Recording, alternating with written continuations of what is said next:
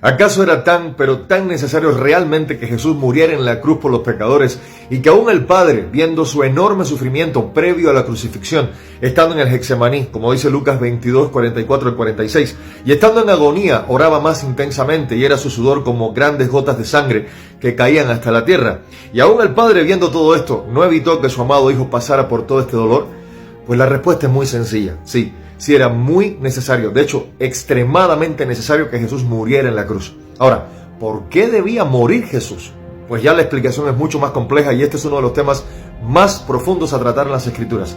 Así que presten mucha atención porque es muy importante y además muy interesante, de hecho, uno de los misterios centrales y más grandes de la fe cristiana. Para lo cual, de antemano, quiero decir lo siguiente y exhortarle. Escúchelo sin prejuicios, coteje toda la información con las Sagradas Escrituras y ruega al Espíritu Santo que lo guíe a toda verdad. Y además, debido a la abundancia del contenido, vamos a dividir este tema de estudio en dos partes. La primera, con principios generales, y la segunda parte con ejemplos y referencias bíblicas específicas. Entonces, vamos a hablar del sacrificio de Cristo y su relación con el perdón de los pecados. Un tema fundamental en la teología cristiana. Y lo vamos a explicar de una manera clara, directa y bíblica, con un total fundamento en las Escrituras, y además vamos a hacerlo por medio de preguntas para hacerlo mucho más fácil. Pregunta número 1. ¿Por qué debía sacrificarse Jesús para el perdón de los pecados? Pues por varios motivos. El primero, el sacrificio de Cristo responde a la santidad de Dios y a la gravedad del pecado. Que aunque nosotros no seamos capaces de ver cuán grave es el pecado ante Dios, la realidad es que lo es y muchísimo. Dios es absolutamente santo, Levítico 19:2, Isaías 6:3. Y esto significa que no puede tolerar el pecado ni dejarlo sin castigo, como dice Habacuc 1:13. Ahora, número 2, por la gravedad del pecado. El pecado no es tan solo un error sencillo, un accidente, sino una ofensa directa contra el carácter santo y la ley de Dios.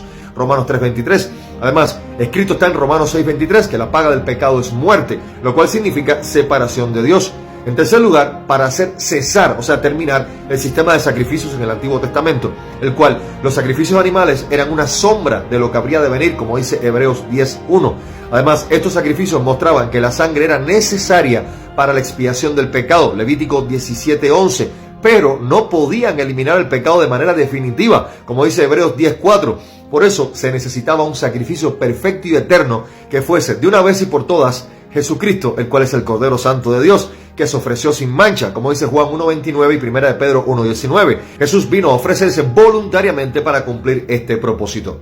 La segunda pregunta sería, ¿por qué se habla de pagar una deuda? La Biblia usa el concepto deuda para describir nuestra relación con Dios después de haber pecado. El pecado como una deuda tiene que ser visto de la manera siguiente. Cuando pecamos, quebrantamos la ley de Dios y entonces estamos en deuda con su justicia. Mateo 6:12 y Romanos 3:19 al 20. Ahora, no hay nada que podamos hacer nosotros mismos para pagar esta deuda. Isaías 64:6.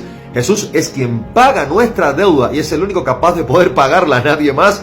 Dios mismo, libre de pecado, que como dice Filipenses 2, del 6 al 8, hablando de Jesucristo mismo, el cual siendo en forma de Dios, no estimó el ser igual a Dios como cosa que aferrarse, sino que se despojó a sí mismo tomando forma de siervo, hecho semejante a los hombres, y estando en la condición de hombre, se humilló a sí mismo, haciéndose obediente hasta la muerte y muerte de cruz.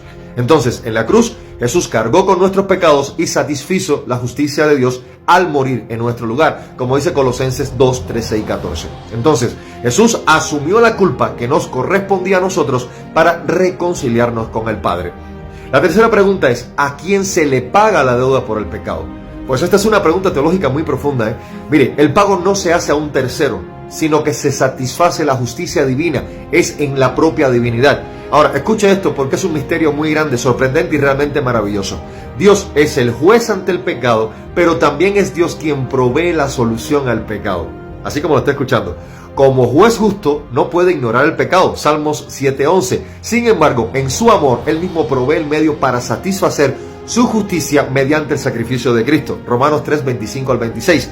El amor y la justicia se encuentran en la cruz. Es en la cruz allí donde vemos, mire, la perfecta justicia de Dios. El pecado es castigado. Su perfecto amor, Él toma nuestro lugar, como dice Juan 3:16 y Romanos 5:8. La cuarta pregunta, ¿por qué debía pagarse una deuda a sí mismo? Mire, Dios no está pagándose una deuda a sí mismo como si esto fuera una especie de transacción financiera. Algo así como que lo que me deben me lo pagas. No se trata de eso. Mire, Dios está resolviendo el problema del pecado de una manera tan compleja que refleja su justicia como su misericordia y su amor. Todo ello de una vez. Entonces, hay una transgresión real, o sea, el pecado es real, que es una ofensa, es un insulto a Dios y una traición contra el Creador. Y esto genera una deuda que el ser humano en sí mismo no la puede pagar. Por tanto, o la salda Dios mismo, o si dependiera de nosotros, quedaríamos sin ser saldada en lo absoluto por siempre, porque nuestra condición de pecado ante el Dios Santo, Santo, Santo no lo permite. Y es aquí donde se gesta el plan de salvación. El hombre no puede reconciliarse con Dios, pues entonces por amor, gracia y misericordia entra otro enorme misterio, cuyo principio sí da testimonio a la palabra de Dios y que no se puede evadir, y es la unidad que se establece en la divinidad. No podemos evadir versículos de la palabra de Dios para crearnos una doctrina. Primera de Juan 5:7 dice, porque tres son los que dan testimonio en el cielo, el Padre, el Verbo, como dice Juan 1:1, también refiriéndose al Hijo Jesucristo, y el Espíritu Santo. Y estos tres son uno. Ahora escuche esto. ¿Cómo entender la divinidad en Dios a partir de 1 Juan 5:7 con fundamento en el contexto bíblico general? Es la unidad. El Padre es visto como la fuente o el origen de toda obra divina. Él es quien establece el plan de salvación y la voluntad divina. En la creación y en la redención, el Padre es quien da las directrices, o sea, las órdenes y el propósito. En muchos pasajes bíblicos se refleja que el Padre es quien tiene la autoridad suprema en la unidad de los tres, pero siendo una única sustancia divina, llámese Dios. Ahora, el Hijo es quien ejecuta y es quien representa a Jesús mismo y también quien lleva a cabo la voluntad del Padre. Él es el elemento activo de la creación según el Evangelio de Juan 1:3 y en la redención es quien realiza la obra de salvación a través de su vida, muerte, sepultura y resurrección. Jesús no solo hace la voluntad del Padre, sino que la cumple completamente, es el ejecutor del plan divino.